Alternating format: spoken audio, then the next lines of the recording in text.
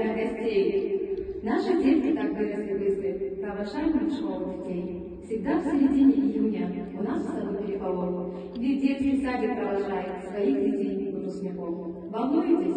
Мы понимаем вас. Ведь каждый день друг друга мы встречали, так незаметно дети подрастали.